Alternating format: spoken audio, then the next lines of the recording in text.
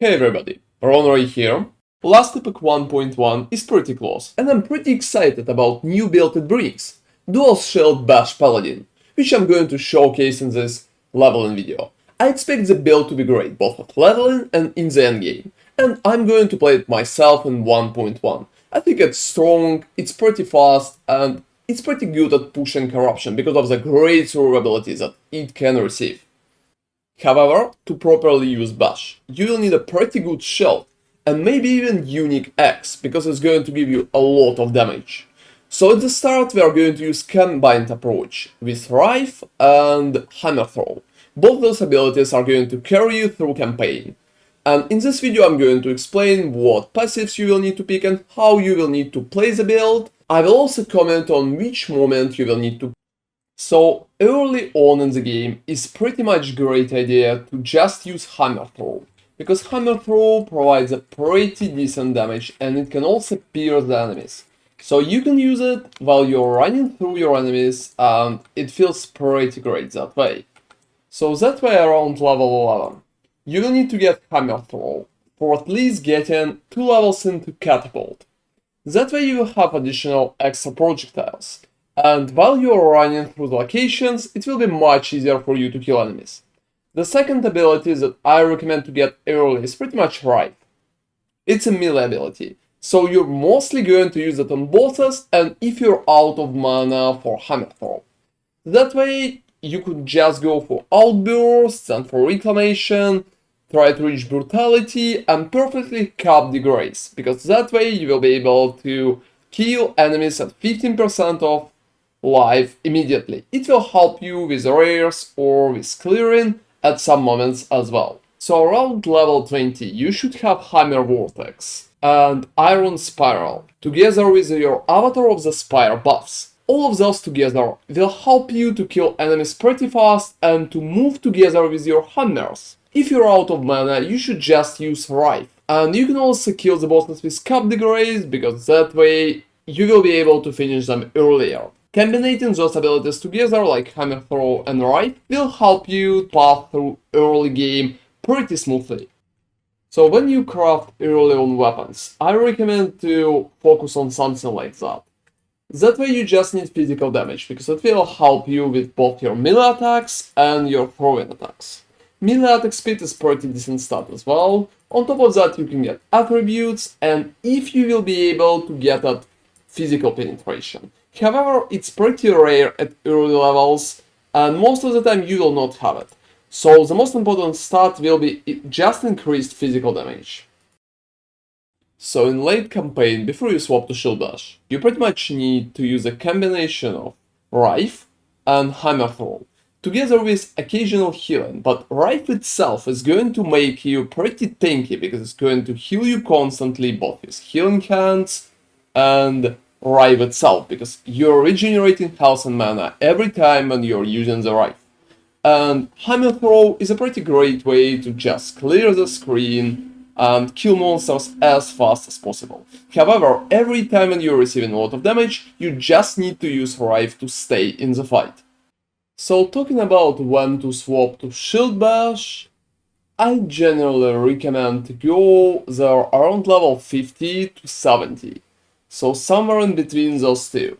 Perfectly you need to do that after you will be able to find Monument of Protection X, which is going to be the main point of the whole build. However, if you just have a pretty good shield with high block chance and a lot of block effectiveness, you can pretty much try to swap around level 55, because I tested the build around that and it's pretty much enough to play with the skill. The skill itself is going to be buffed is 1.1 as well, so I think the performance is going to be even better. So talking about skill setup, let's start with Shield Bash. Shield Bash is definitely getting buffed in 1.1, so the most important part is the mana cost. It's going to be much lower. They're getting mana cost -9 at cutting edge, and the basic mana cost is 9 as well, so it's going to 0. And after that we are getting Flurry of Blows. It gives us around 9 mana cost again, which is pretty nice and it will be pretty easy to spam. On top of that, Indomitable Force are going to give us damage based on block effectiveness, which is completely amazing. Also, Shield Storm is going to give us attack speed per block chance, which is pretty great too. And Iron Arms is going to give us more physical damage per STR, which is very good as well. Because that way we are going to receive a lot of damage just from STR points from all of our items. So stacking STR is one of the best ways to rise our damage, together with getting high block and block effectiveness. So going up for high impact is probably the most important part. Don't forget to take Shield Storm and Iron Arms as fast as possible. I also recommend to take as many points to protective impact at the start as needed, because block chance and block effectiveness is going to rise both our damage and survivability. Moving to Healing Hands. In Healing Hands we just need to automate them, so Cleric Hammer is pretty important, get it as fast as possible. After that we need to lower the mana amount. That way we just need to go for Purity of Thoughts and Blessed Parage. Both of them are going to lower mana as low as possible. I also prefer to get Halted Scourge, which is pretty nice, it gives us less void damage taken, and Turn Undead for necrotic damage taken. Because both of those bonuses are definitely worth 1 point. On top of that, it could be pretty nice to go for Prayer of the Fallen for additional increased healing effectiveness, and War of Restoration, just to heal a little bit more. Talking about Sigils of Hope, here we just need duration as high as possible, additional sigil, and chance to summon sigils on kill. Just for quality of life, I also recommend to take Word of Alacrity, because that way we'll be able to receive more sigils while we are running, because it will be much easier to recast that. Word of Power is pretty great bonus, however for a starter build I do not really recommend to go there. You can go there pretty later when you will be able to transit to the endgame build. Talking about Holy Aura, here is pretty simple. We just need resistances, endurance, poison resistance here, and a way to cleanse ailments, especially poison, from ourselves. And getting physical damage and attack speed is just a cherry on top. And the last skill is Volatile Reversal.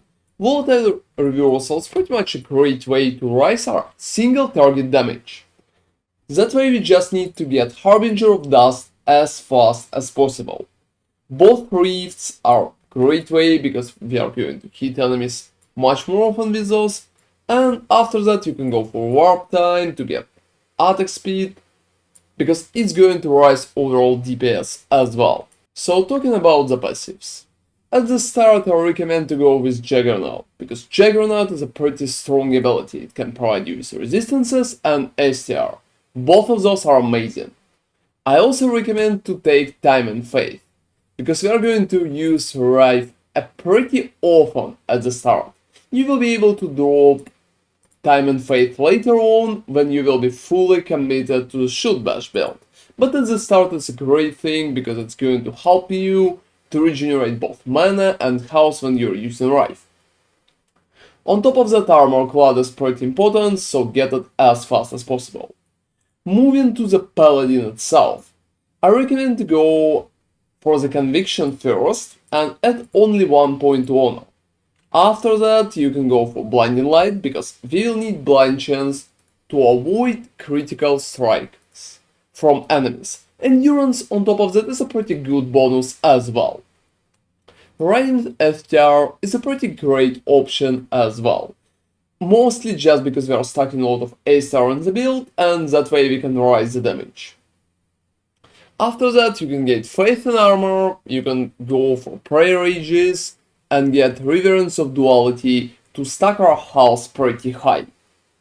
I also recommend to put 1 point to Sanctuary Guardian and to get Shield Wall, because it will give us block chance and health gain of block, which is pretty nice. 5 points to Void Knight is pretty important, because that way we are going to get Volatile Reversal, which is going to help us with single target damage. So most of the time those 5 points just go for Abyssal Endurance because it will give us resistances, which is nice, and a little health. In the Forge Guard, I just recommend to go for Weapon Master, because that way we are receiving ASTR again and some bleed chance with access could help you in early leveling. Battle Hardened is pretty much worth 1 point just because we are receiving more armor when we are hit that way, and it could be pretty nice. And 3 points to Steel Ages is pretty much important because all of that it gives us 3% of block chance, which is very nice, and block effectiveness on top of that as well. So the most important stats is STR and physical damage, because it's going to buff all your abilities. On top of that, getting melee attack speed is pretty good because you're going to buff yourself with a Rive. And later on, when you're going to use Shield Bash, it's going to help you as well. You can also buff health on some of the items, so it's definitely recommended as well. Everything else is not that important, however, you can check the builder link to see what stats are preferable on all the items. So Shield Bash Paladin is going to be my starter for 1.1 this time. I'm pretty sure that the build is going to be very strong, especially in the endgame, so stay tuned for endgame update as well. Thank you very much for watching, and see you next time.